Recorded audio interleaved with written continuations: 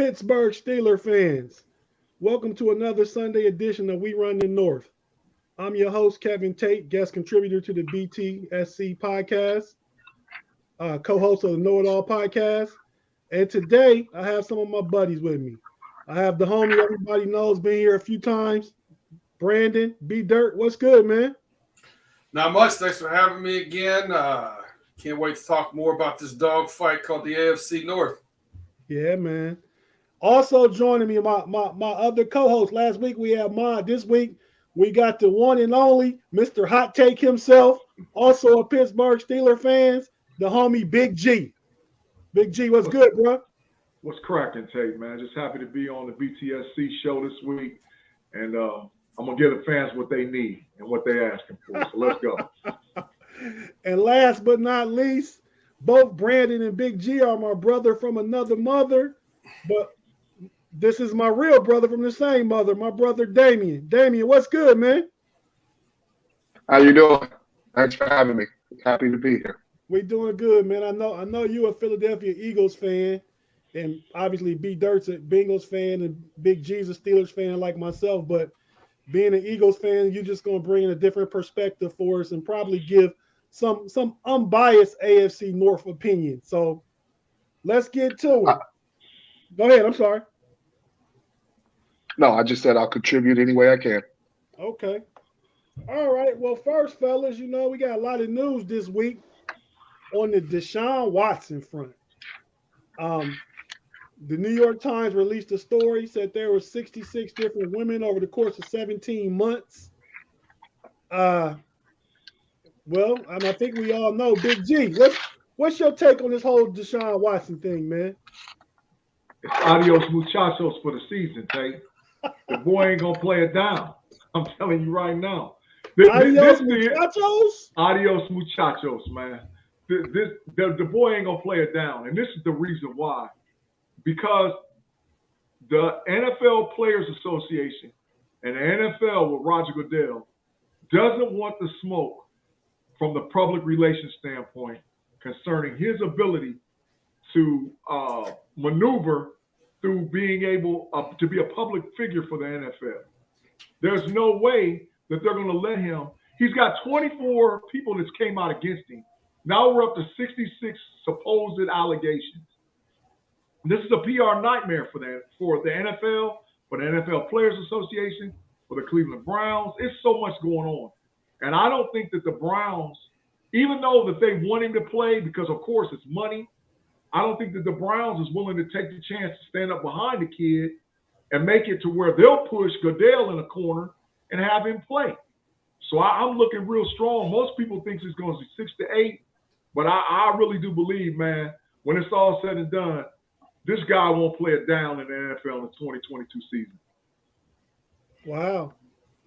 Okay, now I kind of am leaning your way. I know we talk about this on the Know It All podcast, and Mod is somewhere in between. First, it was he's not going to get suspended. Then it'd be 4 games at the most. But hey, like I said about the New York Times, man, once the New York Times drop a story on you, you can look at some of these political officials and political figures that they just it's a steady drip drop. They give you a little bit. So even though they dropped this story last week, they got more. There's more to come. So, but B Dirt, what you think about the whole Deshaun Watson thing, man? So I've kind of tiptoed around this. I think the past couple of weeks I've been saying I think they'll give him a year, negotiate it down to half a year. But with more things coming out, I'm going to have to agree. I think this is probably the most Browns thing I've ever seen.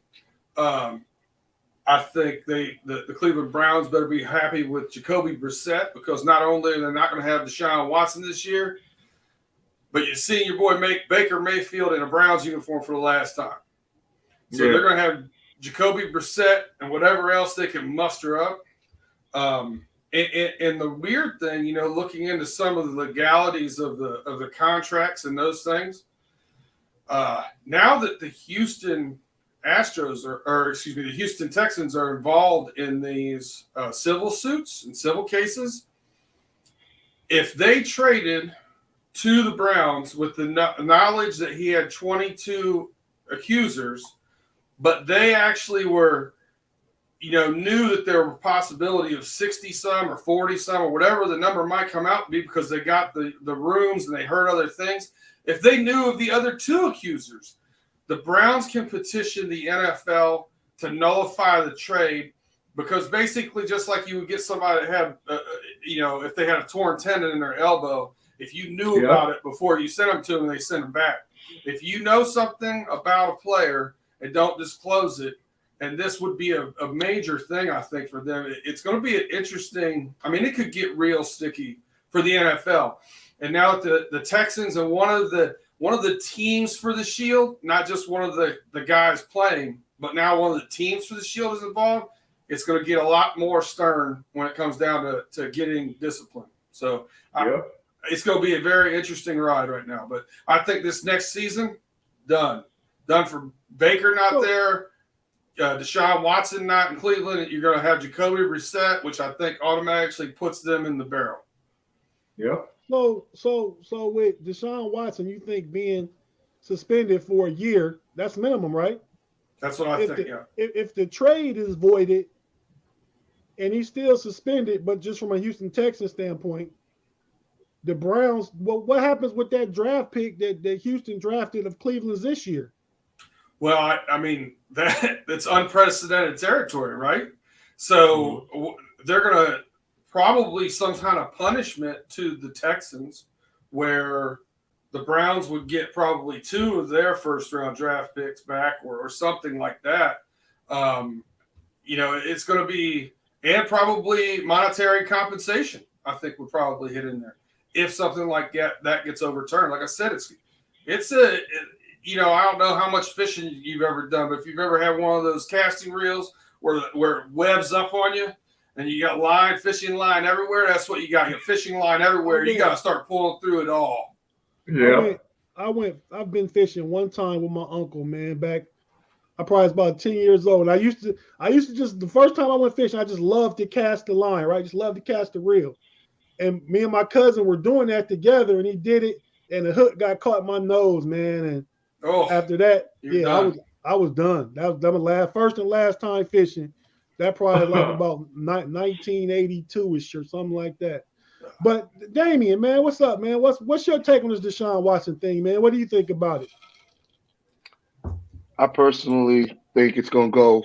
I tend to agree with y'all. He's going to be suspended, whether it's half a year. That's really going to be based on what the court of public opinion says.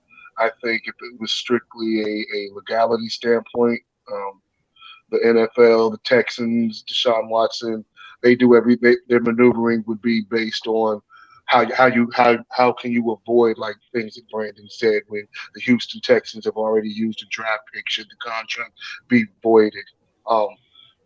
It's really about what the court of public opinion is going to say and how the NFL is going to handle how people will perceive their image looking. Okay, so one more question. So say the trade's rescinded. Deshaun Watson back to the Houston Texans, suspended for a year next year. The Browns still no Baker Mayfield. They go into the year with Jacoby Brissett being the starter and the starter for the foreseeable future, because what you're saying is Baker Mayfield ain't never coming back. Mm-mm. No, they'd use that Texans pick that they get back if he does get going back to next year to take whatever the best quarterback available is in a pretty quarterback-rich draft. That's what I think they would end up doing. Yeah, and I think Cleveland would probably tank the season at that point. You would probably see maybe a 2-15, a 3-14.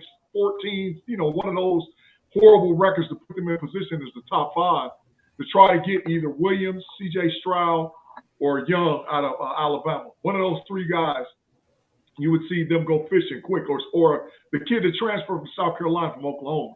He's a possible top 5 or top 10 quarterback. So you'll see Cleveland fall fast, man, to try to get a quarterback. But this is the issue. This is the issue that I have with the whole thing. The bottom line is he has not committed a crime. He's not been charged with a crime. He's not committed a crime. But he's guilty already at least of one thing that they don't have to go to a court of law and prove. He's guilty of prostitution. He's already disclosed that he went for happy endings. How many times, I don't know.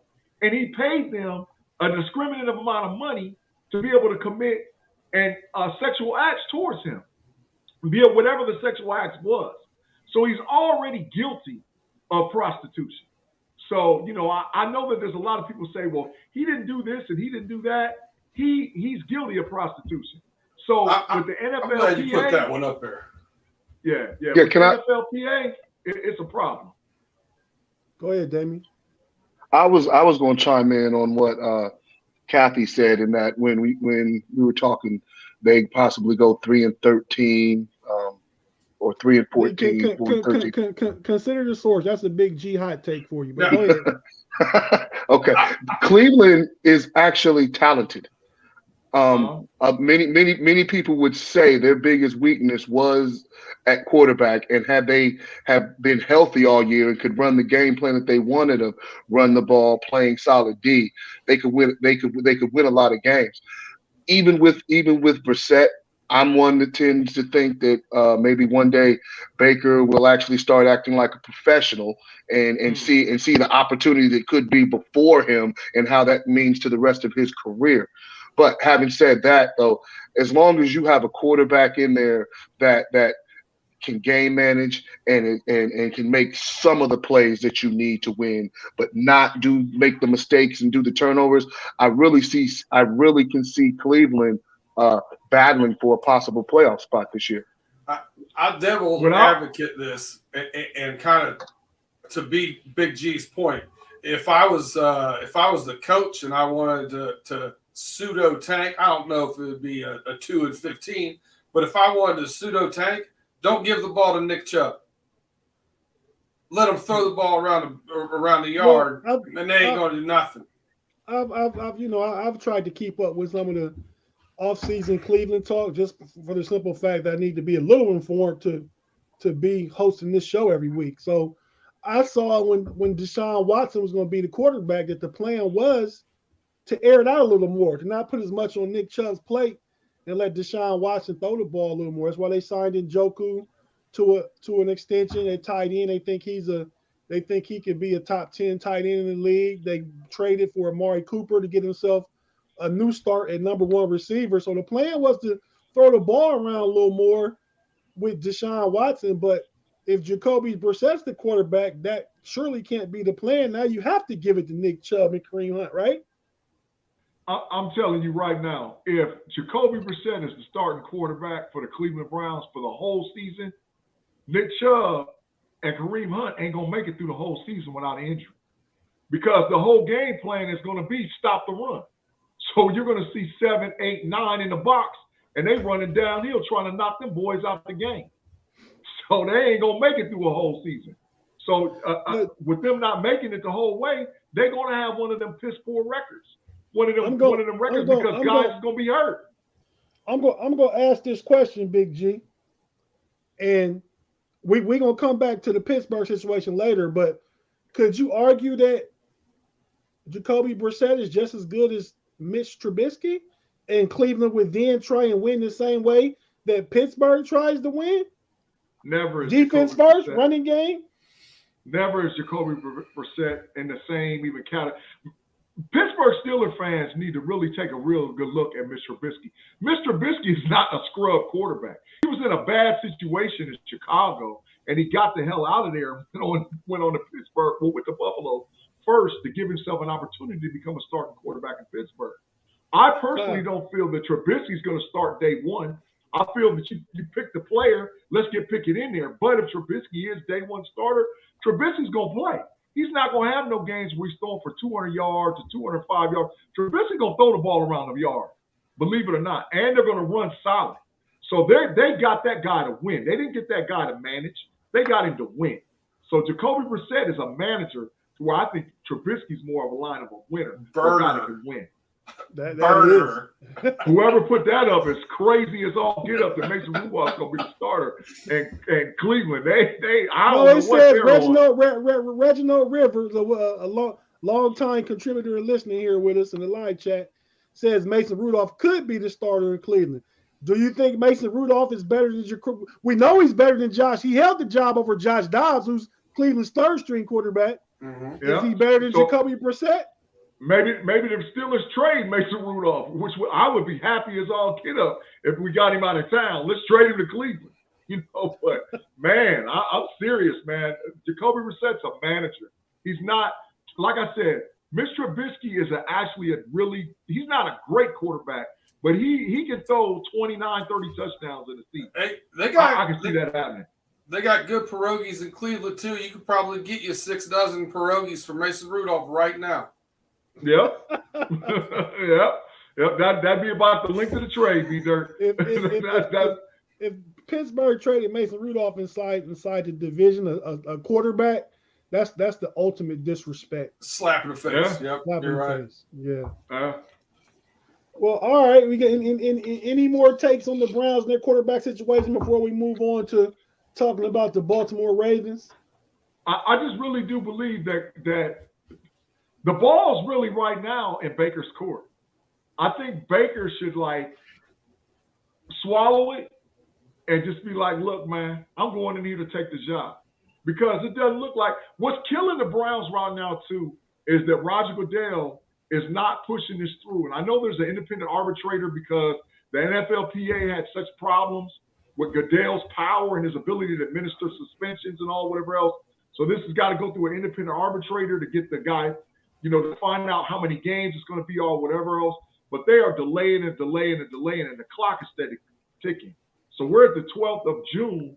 They need to have something done by the end of the month. And if they do decide to suspend this guy for the season, Baker needs to swallow one and come on back in. Because guess what? Baker could become the GOAT.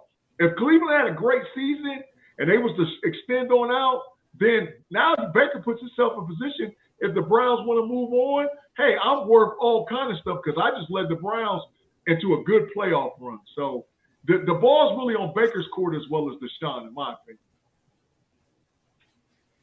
Okay. And the longer this lingers on, the longer it doesn't hurt Deshaun from a financial standpoint, but he's being punished. I mean, he's already lost 1 year and he hasn't even been charged with anything. And now we're already talking half a year to another year while allegations still roll in. So even if it takes the NFL, say, a half a year or another season, if Deshaun Watson doesn't play, that's 24 months he has not played in addition to whatever punishment the NFL will see fit. Well, I always say this, but Deshaun Watson wasn't suspended last year. He was paid last year. Houston Texans decided to bench Deshaun Watson. He was on the active roster. He was there. They made him the third quarterback. So he wasn't punished last year. He just sat the bench because this was kind of like a whole ugly situation. And in a way, I think Houston was trying to tank. Didn't they get like the third pick in the draft this year? They took Derek Stingley from okay. So they made out. So Britzberg Owen real quick says Deshaun Watson should be banned. This is a friend of the podcast. He has his own network, Pittsburgh Syndicate. It's got some good Steeler content on there if you check it out, Big G. I know you're the only Steeler fan. I don't expect B Dirt and my brother Damion to check it out, but we can definitely check it out. But yeah, Britzberg Owen says he's ruined the lives of 24 women. So, it's funny because I was going to actually make a comment on this. For those of you, our listeners are here are not going to know what goes on behind the scenes, but this is probably the most I've agreed with Big G in an hour in my life. But when you talk about, the one thing that was guilt was prostitution, but prostitution wasn't in those cases because those ladies were not admitting to prostitution. They were looking for sexual harassment and these other things that were in there. As far as what if they would have said, hey, it was prostitution, there would have been guilt, I believe, in most of these cases. In the criminal court. Correct. But the women can't do that because then they put themselves in the criminal line of sight, right? So while yes, some of the stuff that I've read is horrific, right? Whatever. But that other court found it to be consensual. Mhm. I don't know. I don't know that we'll ever know that truth because I don't think it's going to go that route. But it's very interesting, and you start getting into a real big debate. So I just leave it as this. It's not criminal. It's a civil suit now. So Okay, well, Hey, Tate, I got one more thing to ask or say, concerning Deshaun Watson. It's just as a statement to be made, yes, sir. that Deshaun, man, he put himself sort of in this situation, man. I understand that there was an enabling going on with, some of the organizational things that happened in Houston and allowing him to do A, B, C, and D. But, the bottom line is, man, the guy made bad decisions. And I hope he gets some type of help, because the issue is this. We live in a country or land that has a lot of forgiveness going on. And in my mind, I'm like, if Deshaun just would have came out and said, man, I got an issue, man. I like to score. I like happy endings. I like to score, right? And if he would have said all of that and came out and got in front of the story, I don't even think we'd be talking about it right now. It'd be like, this guy's got problems. He's got to go get some therapy. He's got to get some help. But come on, man. Come on, man. He's killing himself because he's in denial about him actually having a problem. So that's just my thing about Deshaun. Get in front of it, man. Just come out and say, man, I'm guilty. Yeah, I did A, B, C, and D. I didn't take nothing from none of these women, but I did have consensual sex and all whatever else. And let's move on with my life. You give me the suspension, give it to me. If not, it's the Eminem effect. What is he guilty of? Does. What is he criminally guilty of that he needs to come out and admit to? Because this isn't about a punishment about a criminal act and a civil act that is yet to be determined yet. This is all about how people feel out there and how the image will look in the NFL if they play him or if they don't do anything. So should he come out and admit, I like beautiful women, I like masseuses, I like to try and have intercourse with them? Yeah, I mean, all he's really guilty of is having happy endings and paying them for the happy ending. That's what we know is actual facts right now. We know that Deshaun Watson has he tried to pay two of the women $100,000 in court. He tried to pay them $100,000 and they wouldn't take the money. And he's already admitted that he paid four of the women $5,000 for this consensual whatever went on. So that's why I'm saying that, like with B. Dirt and what Dame's talking about, he's not really guilty of anything, but we do know that that's prostitution. We know anytime you pay for sex, that's prostitution. But like B. Dirt said, if the females say it, now they're guilty of it. So they're not trying to get ran up the total pole. And if you read some of the deposition stuff, there are a few of them that looks like the women did not agree, and it was pretty horrific stuff. Yeah. I mean, at that point in time, man, it gets real weird. It gets real touchy. Yeah, it was some weird stuff going on. I won't even comment on it. Some weird requests by Deshaun Watson. Yeah. Let's just say that.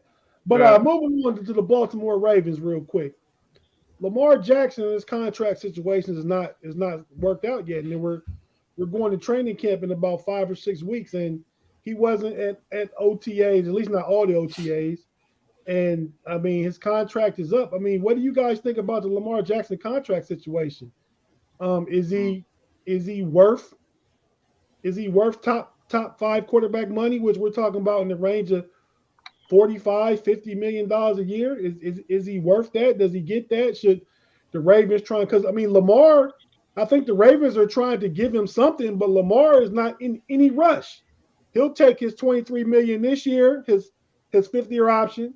I know it's $23 million. I'm not sure how that works. How is Baker Mayfield's 5th-year option only $19 million? He was number 1 overall pick, and Lamar Jackson's is $23 million. He was like the number 30 pick. I mean, but that's just another question. But go ahead. Yeah. Incentives. His incentive based on some of the things he's already done in his past. Well, okay. I'm just gonna make this statement right off the bat. If I'm the Baltimore Ravens, I give him anything he wants. Whatever he wants as far as the money, get it. He's a generational quarterback. He's a legit top 10 quarterback right now. He's only really in his 3.5 year. This is his 4th year as a starting quarterback. But he's really only started 3.5 years because he came in at the middle of the season for Joe Flacco when they stomped Buffalo 42-7. But I give Lamar Jackson last year. Yeah, exactly. He's only got like 3 years in, but he's worth every nickel. He's got an MVP. He's taken them to playoffs. They built the whole roster around him. They don't play traditional 11 football. They play, 2-3 tight ends.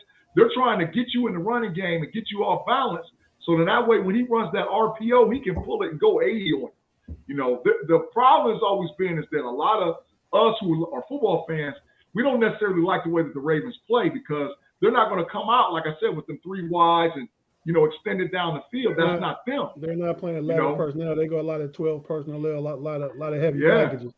Right. So I give him every penny. What do you think, Damion? I believe because of the talent level of quarterbacks out there, you give him his money. But I'm one of the people, I tend to be a little more critical of quarterbacks because when it comes to being a quarterback and when it comes to being a top quarterback, the number one basis is how well you can sit there in the pocket and throw the football. You are critical and you are kind of unbiased. I've talked to you about your Philadelphia Eagles, and you even called your boy Jalen Hurts a bum.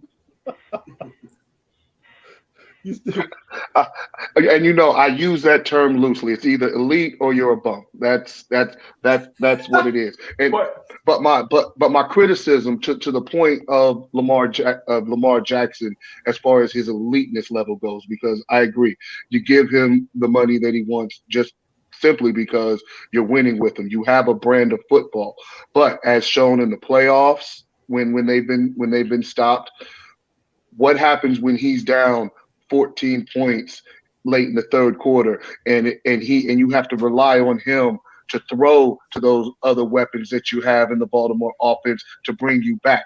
I'm not convinced that he will consistently be able to do that time in and time out like I have faith in a Patrick Mahomes and Joe Burrow or Russell Wilson. Makes sense. I mean, but so the Ravens have to win the Ravens way. They can't fall behind. They can't get in shootouts. They correct. They need correct, to win. But go ahead. But to me, determining eliteness is being able to change your game and adapt on it. Yes, they have their game is run the ball, use Lamar Jackson in that, use play action, everything. But when you're down because things happen in a game and you need to make plays throughout in the passing game, that's where I question how consistent he will be. Be dirt. So again, going devil's advocate this one because I think the unanimous here is that they should give him his money. Big G said pay him whatever he wants. Big G, to use your words, what kind of league is it? What you mean? What kind of league it is? Copycat league. It's a copycat NFL. And everybody's running what kind of personnel? 11. All right. So 11. How many people are going to back up that Brinks truck for Jackson if it's not the Baltimore Ravens? How many teams are going to redo their entire philosophy and change what they do and change their personnel like the Baltimore Ravens have? I think he's not looking at 32 teams vying for his services. I think he's probably looking at 6. So I think that decreases his capabilities of getting that big bag. I ride with that B-Dirt, but this is what I'm saying. A guy like Lamar Jackson, I'd say at least half the NFL teams would trade for him today. The lower echelon teams, I'm talking about the Detroit Lions, guys like that, they would trade for that guy right now and then build the roster out. Atlanta, Detroit, some of them lower feeds, they would trade today for him. Atlanta would have to redo their entire roster because they got a wide receiver and pass catching tight ends. Why not do it? I can see Detroit. Yeah. With the Bears? No, not rival Fields? Okay. They got Fields, but how about this? I promise you the Eagles the Browns would trade for him today. The Philadelphia Eagles would trade for him today. They trade for him today. So that's 4. I just don't. I think you may end up at 8. So I think that hurts what he's going to do. And then the rest of it is 2 things. One, he's not upset with where he's at right now. He's willing to bet on himself this year. He's already said that. Right. So I mean, that's one thing. We'll see what he does this year. The other thing is how much guaranteed money you're going to give somebody that's basically a running back, quarterback hybrid. He's going to get hit a lot more. I don't think he's going to have a 20-year career. I think he's going to have a 12-year career.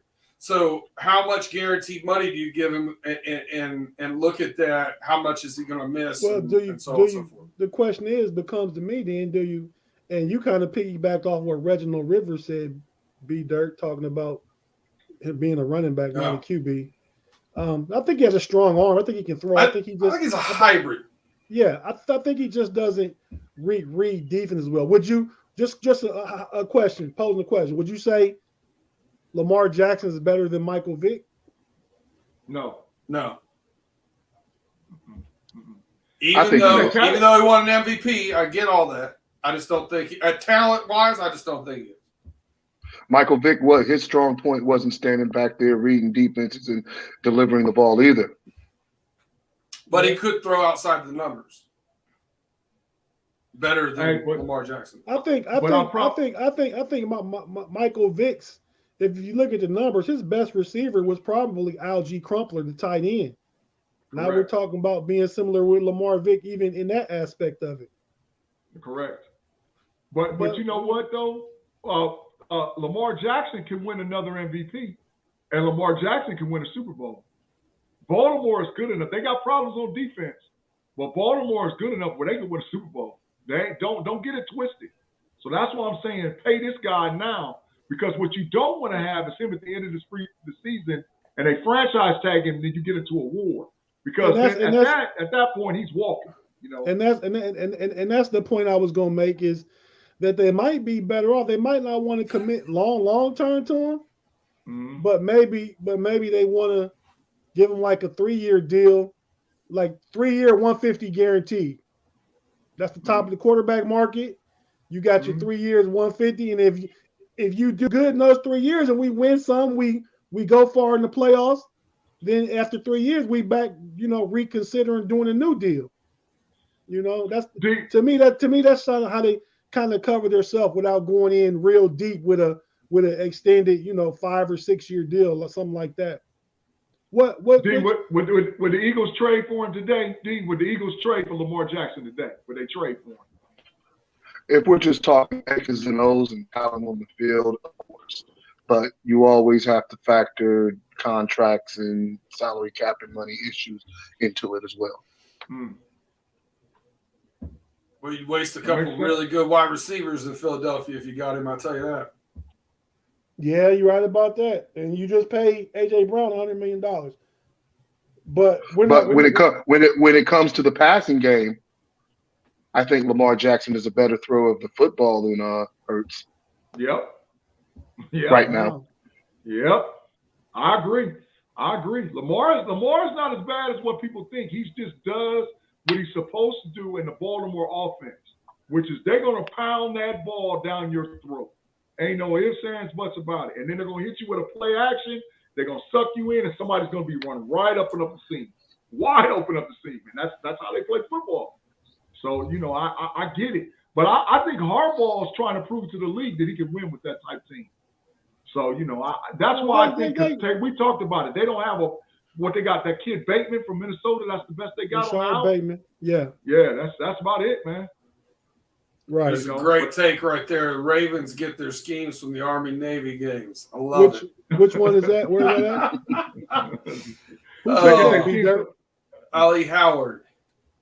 I feel it. 536. I feel it. That is a good take. I feel it. Triple wishbone. Big G, high school. What offense we run? We ran a split. A triple option or double option. Split backs, triple option. Yeah. And that was in 1990. Yeah. So, but listen, I had a high school quarterback our senior year in that offense, threw for 1,500 and ran for 1,000 in high school. Yeah. So that it ain't like it can't get done. He handled his business. And we went to the state semifinals. So it works. Sure. It can work. Yeah. But like I said, that was the game different now, man. And when it comes, go ahead. I'm sorry. Go ahead. Finish your thought. I'm sorry. No, I was just agreeing with Big G, and we had some really good receivers that probably wasn't getting the ball and making a game impact as much as what they could, which is where maybe Philadelphia's not really drafting receivers, so maybe it's not impacting them as much. What was you gonna say, Damion? Well, going back to Lamar Jackson, we also need to look at is how will things change when if he does get the money, and how will the schemes change? Because right now they're running an open offense where they're running him, allowing him to be hit, trusting him to protect themselves. If they go giving him all of that money, or should I say win, because they probably will that change how they want to go about doing it? Because now he's a bigger investment to the team that they don't want to see hurt. So will they try and do more things to protect him and everything? I liken it to Kaepernick with the 49ers. You know, when before they gave him that big contract, they were allowing him to run all the gimmick offenses and things like that got his receivers open, that got them to playing in the Super Bowl. They gave him that money. The play calling switched up. Then they started calling things that were more wide open, expecting him to do the things that max contract quarterback is supposed to be able to do, and he couldn't do it. But San Fran didn't want to go back to before all the protest issues came and everything. The ironic thing about that is the same coordinator, Greg Roman, was the 49ers coordinator, and he's now the Ravens coordinator. But this question by Steeler Nation 412, we'll come to that at the end of the show. We got about 20 more minutes. We'll give predictions for the division first and last at that time. I want to ask you guys this question real quick before we move on to the Bengals and Joe Burrow. Who's more Christopher 11? Who's more talented, Lamar Jackson or Cordell Stewart? Lamar. Lamar. I'm with you, Big G. I think Cordell just was way before his time. Way before his time. Lamar. Now, are we talking from a quarterback? Speed and maneuverability edge. I think Cordell had a big arm. Hold it, bro. He did have a big arm. He beat Michigan one year, didn't he, on the Hail Mary? Yeah, man, hold it, bro. let me explain to y'all about Cordell Stewart. I saw Cordell Stewart play in high school. Cordell's from New Orleans, Louisiana. I saw him play in high school, right? Cordell is a legit 4.42 dude, 4.41 dude, all the way through. And he had Michael Vick type explosiveness running the ball. At the combine, he ran a 4.52. Just want to but he's and what Lamar run at the combine? 4.3. Yeah. Keep talking. I think he ran a 4.4, somewhere in the 4.4 range. But Cordell was extremely explosive with the football. They ran at Colorado. They ran the same offense we ran in high school. The same exact offense. Lamar Jackson ran a 4.34. Yeah, they ran that. They ran that split back offense, and Cordell would take it to the house on you, bro. But I think, like how what Tate said, way ahead of his time. In today's NFL, Cordell Stewart would be talked about as a top 10 NFL. He would. In today's NFL. He would destroy people. Destroy people. So that's just my take on Cordell. He would. And I probably think Cordell, even though Lamar Jackson with his legs obviously is faster, like a 1500th of a second faster. Yeah. I think Cordell Stewart was the better passer between the two.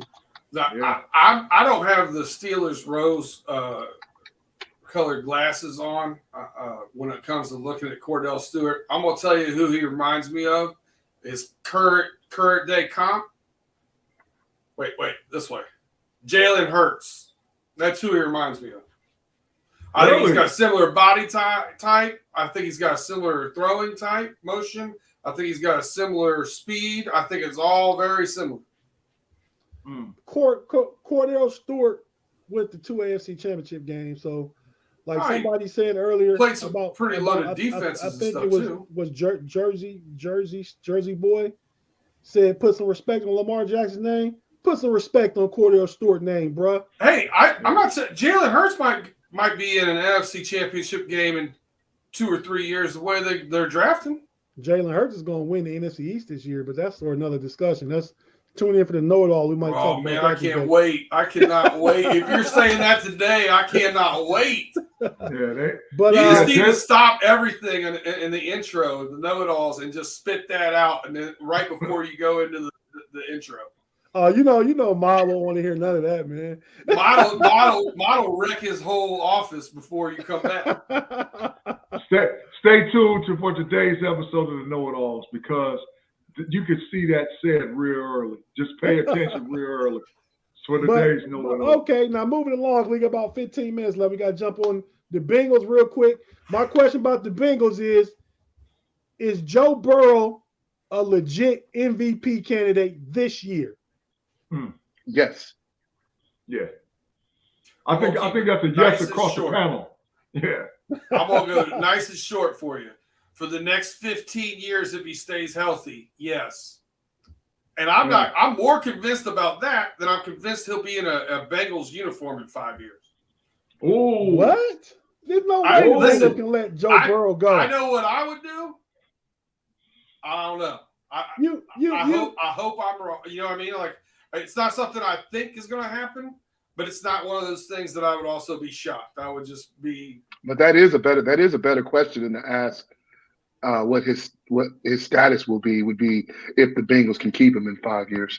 Yeah. If they can keep him, why wouldn't they be able to keep him? How do you let Joe Burrow go? I'm not saying they would let him go. I'm just giving credence to the fact by saying how good he is right now, and as Brandon said, for the next 15 years. Is he going to give? That's unquestioned. Hometown discount? I think. Why would it be a hometown discount? I mean, why can't he even get Patrick Mahomes money? 10 years, $450 million. That's fair. It's more than fair. I don't know. Right. Brown has that. And if I'm the Bengals, I try and sign him right now. You don't know if Mike Brown has enough money to field a team or with a legitimate elite quarterback. He can't pay elite quarterback. Brown question how many people he can give those kind of $30 million to a wide receiver, $30 million to a D-tack. Let's just look at the Rams. I don't think he can do that. If you look at some of the things that are going on, I don't think he does that. So he can't even fill up to the cap. I mean, there's a cap, so each team has the same allotted amount of space to pay players. You saying he doesn't have the money to pay the players that much? Well, I think I think he could, or the way it sits right now. But it's just I'm not saying that I think he's going to be gone.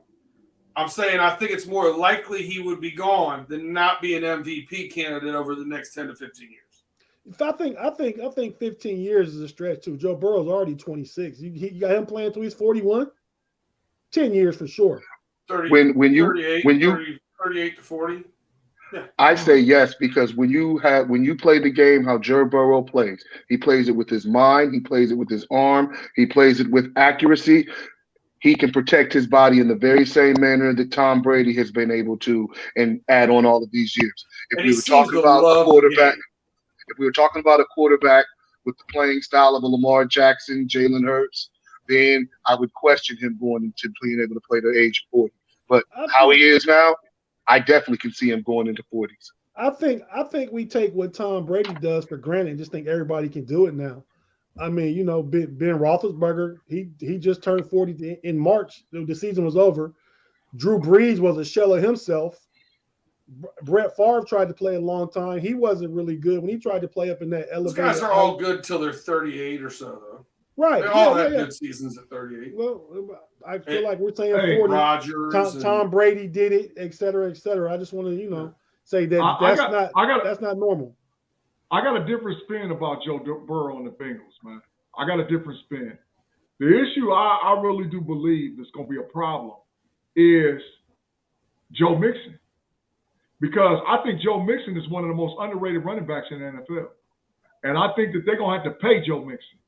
Well, we got him for 2 more years. I think they'll draft another running back next year. You let Joe Mixon walk. Joe Mixon will walk. You say that. Joe Mixon, 27 years old right now, I think. Okay. I hear you. But they're going to have a guy that can get 1,300 to 1,500 standing behind Joe Burrow. Yeah, they're going to have to draft a good running back. No, they're going to have to draft hellified offensive linemen. to make the next guy coming in. Because Joe Burrow will be. I mean, Joe Mixon will be 26 when the season starts this year. So you're right. So when they're going to be Durson, they got him for 2 more years. I don't see him extending them past that. You don't extend the running back at the 28, 29-year season. I hear you, but remember, if the Bengals have the seasons that they're predicted to have, they're going to be drafted at the bottom of the draft. The bottom of the first round, that 26 to 31, 32 range. Now, I'm not saying that there won't be a running back available. Which is the perfect place to get a running back. Yeah, perfect. Right, but Joe Mixon is on the line of, like, when you look at what's in college football right now, Bijan Robinson, Travion Henderson. Joe Mixon is that guy. So will they be able to get a guy like Travion Henderson, like Bijan Robinson, at between 26 and 31? Because the drop-off is tremendous over the next 3 years in college football from top tier 1, 2, 3 running backs down. It drops tremendously. So you're going to have to get away. Now, if they get away where they can get Bijan Robinson, they get Travion Henderson, okay, I'm with it. But if not, you might want to sign Joe Mixon, man. Joe Burrow does not need an all-star running back. Now, I say now for Mitchell Trubisky in Pittsburgh, that's the formula. Cincinnati can do as Kansas City does. They can air out 5 wide receivers, and then the running game is secondary complement. I think you can stick anybody back there that doesn't make a lot of mistakes and can make some plays, and Joe Burrow will thrive. And pass block, and Joe Burrow will thrive. So Reginald Rivers here, you can only franchise somebody twice, right? So that's not keeping somebody for their career. The comment right before that is Kevin Brokenborough, which I think is hysterical, but not as good this year because there's some tape on him. There's tape on him from last year of him running for his life. Correct. And there's tape on him last year with no offensive line. I think, to your point, G, I think Mixon's going to have a great year this year because we do have offensive line. We have Karras, Kappas. We have guys that are maulers now on the interior of that line when it was just a sieve last year. We have guys that are maulers. Who are they? Who did they pick up at tight end? Who did the Bengals pick up at tight end? Hayden Hurst. Hayden Hurst. From Atlanta. He was in Baltimore. Atlanta. Yeah. Originally drafted by Baltimore. Okay. Well, he's serviceable. He's serviceable. Because that's a big area too. That's a big area. All quarterbacks that have those great seasons, they got that guy playing that TE position. Hey, well, this is what the people really here for the last 7 or 8 minutes. Let's talk Pittsburgh Steelers. Big G, I'm gonna go to you first because you're a fan. You kind of alluded to it earlier. What do you think about the quarterback situation, man? And my other question is about the Steelers. Is Najee Harris a top 5 back in the NFL? Take whichever one you want first. I'll take it quick and fast. Najee Harris is a top 5 NFL running back. There ain't any no question about it, right? But he had 1,200 last year behind a bum line. We got some maulers this year. That boy going to end up with about 1,500. My other thing is, I believe that personally, Pickett should start day one. But he's got to earn it. They can't give it to him. He's got to go in there and beat Trubisky out. But I'm not mad if Trubisky starts the first 2 or 3 games. What I'll be upset about if Trubisky goes 1-2. If he goes 1-2, Yankee. But if Trubisky starts off 2-1 or 3-1 or something like that. 1-2. The quick hook. 1-2. Get him out of there, man. Pickett is the guy. I mean, the only reason why Pickett even had anything to talk about at the combine was the size of his hands. Outside of that, when you put the game tape on a Kenny Pickett, I'm a believer. At first, I was like, oh, man, we're going to get that kid out of Liberty. Man, Kenny Pickett, I watched film on that kid. He's a dog, man. And with the guys we got on the outside and the tight end, now we got some maulers on the offensive line and a dog running back. Man, come on, bro. Come on, Pickett's ready. Pickett's ready to go now. Let's go. That's just my take on the Steelers. Let him in there. I'd say top 10. I wouldn't put Najee Harris top 5. Who's in front of him? Who's in front of him? You got Saquon Barkley, Dalvin Cook, Alvin Kamara, Joe Mixon, Jonathan Taylor. And that's just So That's just off the top of my head. This week, G, because you're pretty bullish on Mixon. Would you put Mixon in the top 5? Mixon's about 7, maybe 7 or 8. So here's the way I look at it from last year. I have questions about Henry, right? Coming back from a foot injury. I'm not a firm believer yet. So because of that, I'm going to omit him from the top 5. Yep. If I omit him from my top 5. You omit Derrick Henry? Only because I don't trust him coming back from a foot injury when he's carrying that load. I mean, that's a lot. You know what I mean? I don't know if he'll have the same quickness and lateral movement. So it's just a big wild card question mark. In my gut, do I think he's a top 5 running back? Yes. But I'm going to omit him because of that. If I omit him because of that, I have 3 of the top 5 running backs out of our division. Yeah. I got Chubb, Harris, and Mixon, along with Dalvin Cook and Taylor. And Jonathan That's Taylor. it. That's my 5. What about Christian McCaffrey? Trash. Hey, put him back on the field. Hey, now, are you talking down? He's related to AD. You're talking top 5 running back in the entire NFL. You say AD. You talking about Anthony Davis? Yeah. See, what you got to do McCaffrey. Your number one ability has to be availability. That's a hot take, Big G. What was he playing? I can't put him in my top 5 because I don't know. I can't put Saquon Barkley in there, even though I know the talent. He never realized it. I mean, he had the Rookie of the Year, 2018, and he's done nothing since. Christian McCaffrey I put Miles Sanders in front of both of them dudes. In front of Saquon Barkley and Christian McCaffrey. I put Miles Sanders. Miles Sanders don't get hurt. Miles Sanders don't get hurt. Miles Sanders play football, bro. Give him. So then I got Kamara on the outside looking in there on that top 5 just barely, and then I got Henry as the wild card. I don't know what's going to happen. Where you put Zeke on the list? About 19th. Yeah, he's second. He's second on his own team. He's second on his own team behind Pollard. What about Josh Jacobs? Now I really want to tune into know-it-alls later saying that. It's the truth. It's the truth. He way down there in the basement. Is Najee Harris better than Josh Jacobs for the Raiders? Yes. Yes. 100%. Yeah. Yes. Okay. Yes. So Danny, what's your take on Pittsburgh's quarterback? We got about 4 or 5 minutes. Get it in and let B Dirt give his take, and we'll wrap it up. I think Pittsburgh's going to have to stick to the traditional script this year. You know, they've enjoyed Big Ben being able to air it out, but now they're going to.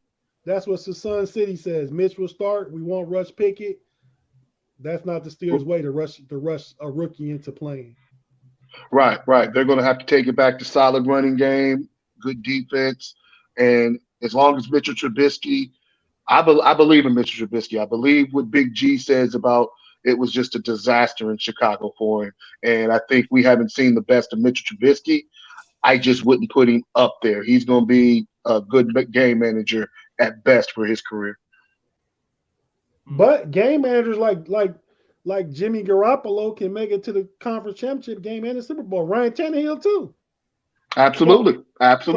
So the formula is there for it to be done. Let's not forget, Mitchell Trubisky was number 2 overall pick. I never understand why Chicago traded up from 3 to 2 to draft Mitchell Trubisky at that time. They kind of wasted some draft capital right there. But so the pedigree is there. If he gets with a coordinator and a team and an offense that can bring out the best of his talents, I think we could be in for a surprise this year. B Dirt, what do you think, man? I think last month in the middle of May, I thought the Steelers had the worst quarterback in the league in our division, no matter who they started. As of this week, I think you have you're above the Browns now. I think you're above Brissett. I would go with Mitchell Trubisky. I wouldn't be mad if they start Pickett though. But the jury's still out. 2 years from now, who knows? I mean, he could be great. I got a question to the panel. I got a question. What did Ben Roethlisberger go his rookie season? Where did he go? Where was he drafted? We went 14-1. They went to the AFC Championship game and lost to New England Patriots, and he was a game manager. Put Pickett in the game, man. I tend to agree. Maddox got hurt game 1. We put Ben in. We went 14-1. We went to the AFC Championship game, and we lost to the Patriots. Stop playing around. Put him in the game. I don't disagree, but the first thing you said I agree with the most. He has to earn it. You can't just give it to him.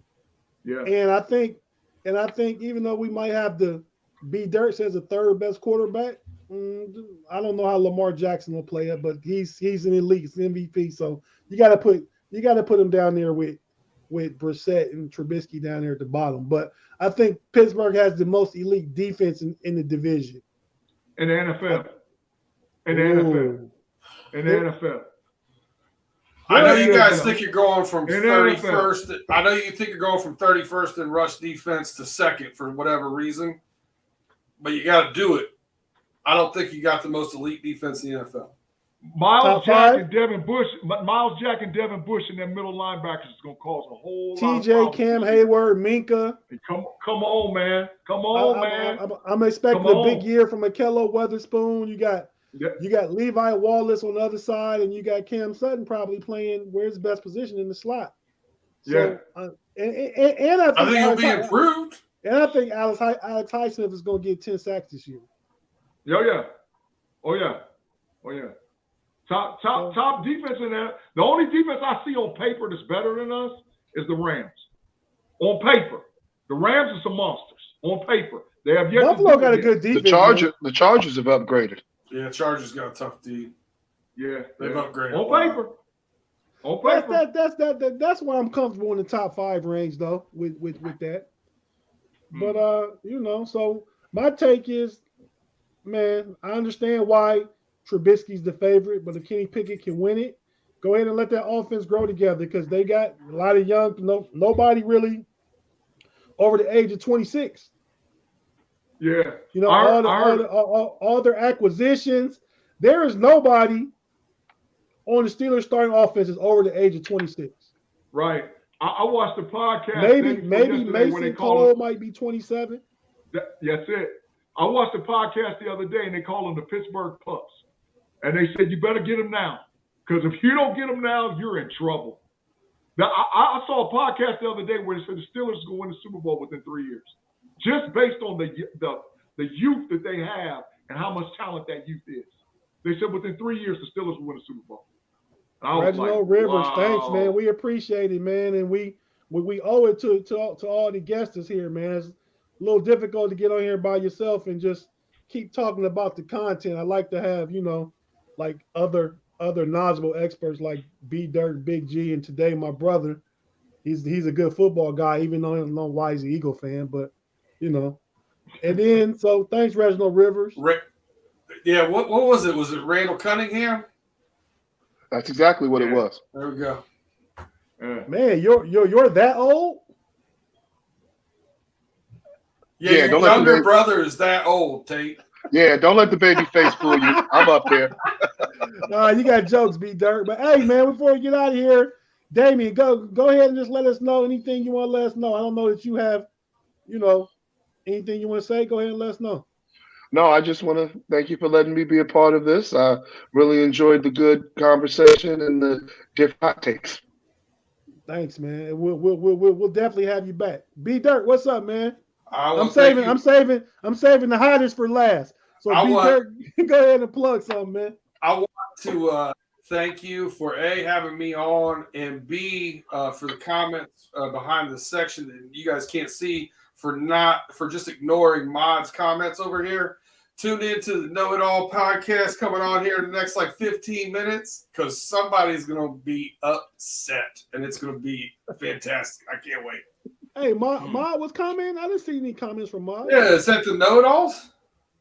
Where? I don't see it. I'm looking. Yeah, he blew it up. He started going in. He said McCaffrey and Zeke are in the same boat. He was I don't know. Whatever boat that is, they don't have an engine on it. They're just out there paddling with one oar. Big G, go ahead and plug something, man. What you got going on? Man, I appreciate for the opportunity to come on the Behind the Steel Curtain show, man. we run the North. It was a great opportunity, man. I just have you guys check us out on the Know It Alls podcast. We go hard in the paint over there, man. So if you guys get an opportunity for anybody to watch the BTCS, please come check us out. But we thank you for the opportunity and the platform to talk a little sports about the AFC North. Well, yeah, man, and me, I just want to thank each of you guys in the live chat, each and every one of you. We appreciate all your comments and stuff like that. Let me hear one more from Mod. What's he talking about? Oh, he talking about the Steelers. Talking about Steelers. Yeah, who cares what he said? I'll tell you what, like I said when we started the show, the AFC North is a dog fight. It doesn't look like it's going to get any better over the next, 5+ years. Right, I agree. Sure. But yeah, so I just want to thank all the live chat and you guys, each of you guys, for joining me today, man. And anytime you guys want to come back and just chop it up, I'm more than happy to have you on here, man. So, check out the rest of the BTSC family of podcasts, all the shows that come on Monday through Friday. There's at least one show every day, most days, multiple shows. The audio only podcast, we got, like I said, you got Jeff Hartman's Ride or Die Crew. I listen to that every Monday, Wednesday, and Friday. Check it out. And everything else that BTSC has to offer, man. The website, a lot of good articles, a lot of good Steeler content for you Steeler fans out there. So, until next week, here we go, Steelers. Peace. Peace.